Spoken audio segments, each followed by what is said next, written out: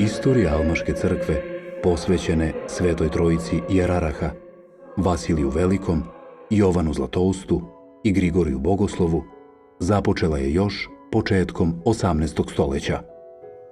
Tada su se stanovnici sela Almaša kod Temerina, zbog pritisaka županijskih vlasti, doselili u Ratsku varoš ili Petrovaradinski Šanac.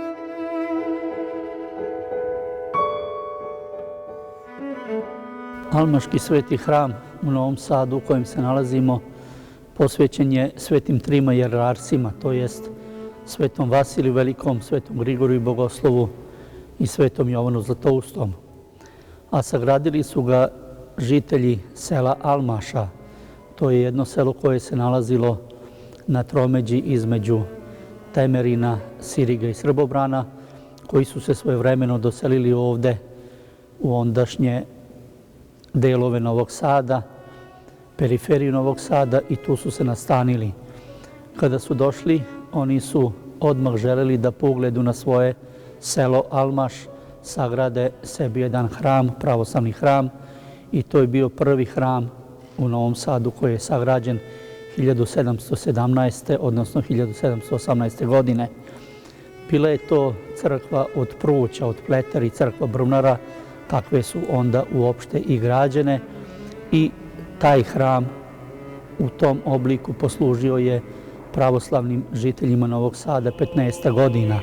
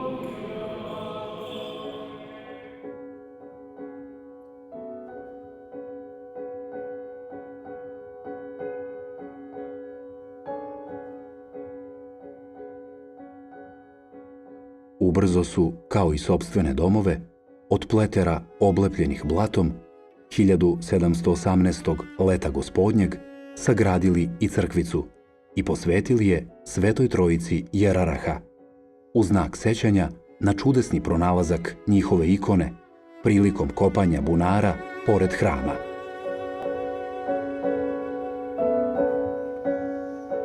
1733. godine Almašani, po kojima je i hram dobio naziv Almaški hram, a i cela okolina hrama, sadašnje Podbare, naziva se Almaškim krajem, sagradili su sebi hram od čvrstog materijala, što znači da je temelj bio sagrađen od pečene cigle, a zidovi su bili izidani čerpićem, odnosno od nepečene cigle. To je bio mnogo veći hram koji je sagrađen u baroknom stilu i njega je 30. januara 1733. godine osvetio episkop bački Visarion Pavlović. U ovome hramu pravoslavni žitelji Novog Sada molili su se Bogu punih 50 godina, da bi 1797. godine odlučili se da grade novi, mnogo veći hram, jer je stari hram bio premali da primi sve vernike Novoga Sada. Naime, u tom prvom hramu od čvrstog materijala nalazila se i čuvala se jedna čudotvorna ikona Presvete Bogorodice, ikona kojoj su mnogi vernici ne samo Novoga Sada, nego i bliže i dalje okoline hrlili u pohode da se pred njom Bogu pomole i da priklone svoja kolena za spas duša svojih i da je mole da bude posrednica pred Gospodom Bogom našim za spasenje naše.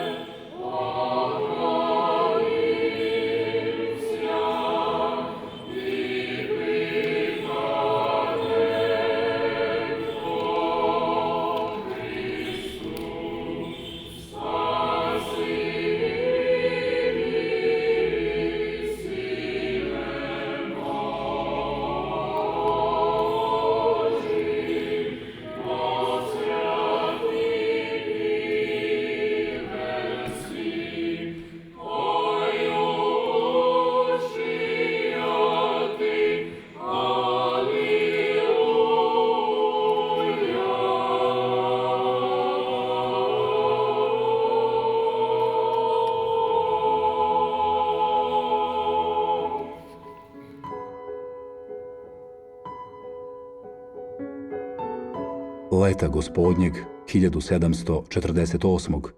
Bogati stanovnici Ratske varoši za 80.000 rajnskih forinti od carice Marije Terezije kupuju status slobodnog kraljevskog grada. Novi Sad dobija današnje ime i postaje otačestvom učenijih Srbalja. Tada su već izgrađene Saborna, Nikolajevska i Uspenska crkva. Ni stanovnici Podbare, dela grada u kome se nalazi Almaška crkva, ne žele da zaostanu za ostalim žiteljima srpske Atine. Po treći put u 18. veku grade hram.